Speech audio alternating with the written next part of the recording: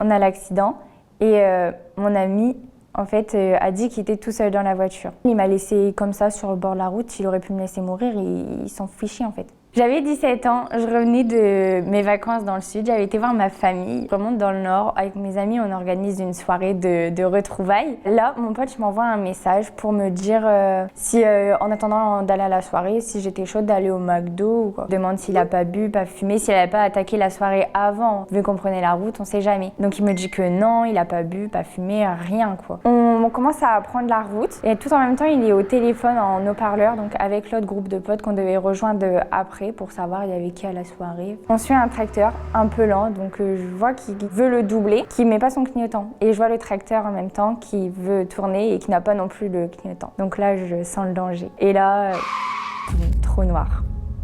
Donc je me réveille, j'ouvre les yeux, je regarde autour de moi. Je comprends pas trop ce qui m'est arrivé. Je vois que je suis à l'hôpital, mais je sais pas ce que j'ai sur moi. J'ai juste compris que j'avais eu un accident de voiture, mais j'ai aucune autre information. Je sais pas si mon pote va bien, je sais pas quel jour on est, je sais pas quelle heure il est, je sais pas ça fait combien de temps je suis là. Je me posais 1000 questions. Je tourne la tête, je vois mes parents. Je comprends toujours pas, j'ai une vision floue, enfin c'est encore très vague pour moi. Mais mes parents ils m'expliquent qu'en fait je viens d'avoir un accident de voiture.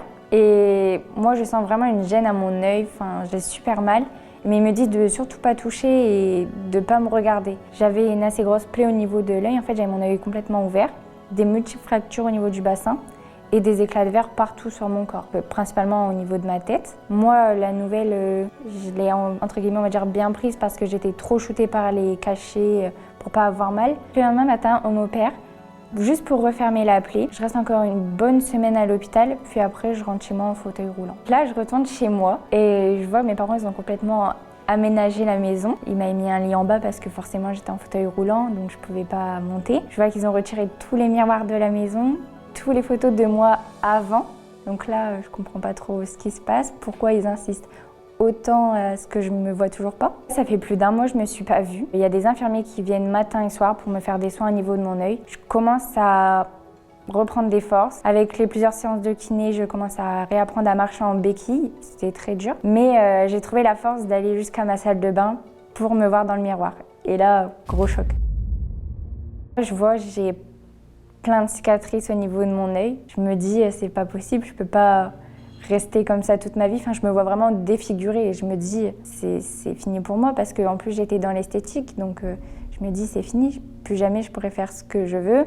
Plus personne va me regarder. Enfin, je fais peur, quoi. Je me dis vraiment, je fais peur. Je suis passée par tous les états. Plus d'un soir, j'ai fini en pleurs parce que je me regardais et je me dis, je ressemble plus à rien, je ressemble à un monstre, j'ai été défigurée.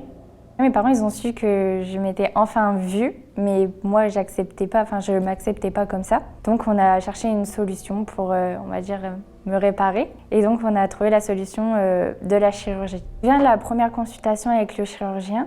Il m'explique déjà tout d'abord que j'aurais pas dû juste me faire recoudre le premier soir, mais bien faire une greffe de peau directement. Parce que là, en fait, j'ai tous mes nerfs qui ont été sectionnés. Je peux plus...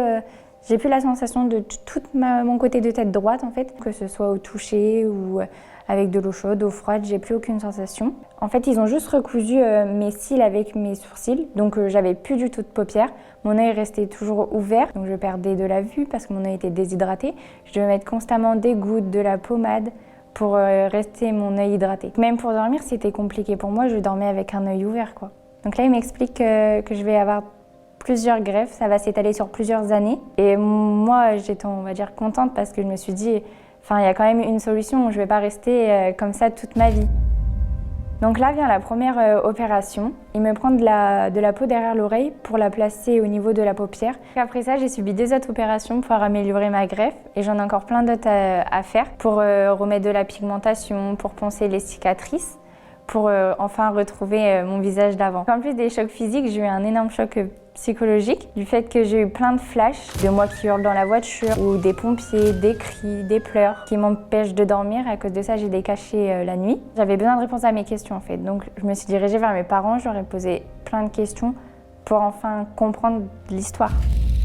Donc de là, mes parents me racontent l'histoire en me disant que j'ai bien eu un accident avec le tracteur qui m'a percuté donc porte passagère. Et de là, on a foncé dans un talus et on a fait plusieurs tonneaux. Ce qu'il faut savoir, c'est que le téléphone était toujours allumé. On était toujours en haut-parleur avec notre groupe de potes. On a l'accident et mon ami, en fait, a dit qu'il était tout seul dans la voiture.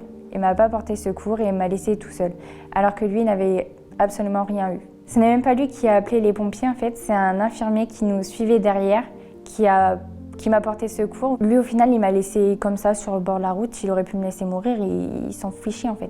Depuis, il n'a même pas pris une seule nouvelle de moi. Jamais il m'a envoyé un message, demandé si ça allait, comment j'allais, enfin, rien. Cet accident a chamboulé toute ma vie parce que le lendemain, j'avais un entretien d'embauche pour une alternance. Une semaine après, j'avais mon permis. Donc tout ça, ça a été annulé, tombé à l'eau. Mais j'ai su me relever. Au cours de l'année, j'ai réussi à avoir une alternance. Donc j'ai fait mon année scolaire quand même en fauteuil roulant, mais je suis quand même allée à l'école. J'ai réussi à avoir un CDI en esthétique. J'ai réussi à faire ce que je voulais. Et j'ai réussi à avoir mon permis également, même si j'ai toujours des traumas. Le fait de rouler la nuit, doubler, ça me laisse quand même pas mal de traumas. Aujourd'hui, quand je repense à l'accident, je me dis que j'ai de la chance d'être en vie parce que ça aurait pu être vraiment pire. Mais d'un autre côté, je ressens aussi de la colère envers mon ami qui m'a jamais envoyé un message pour me demander comment ça allait, ni même pour s'excuser. Mais j'en veux aussi à la justice parce qu'ils ont mal fait mon dossier. Il y a plein d'erreurs de procédure qui fait que du coup j'ai du mal à tourner la page sur ça. Et donc c'était ma pire expérience en voiture.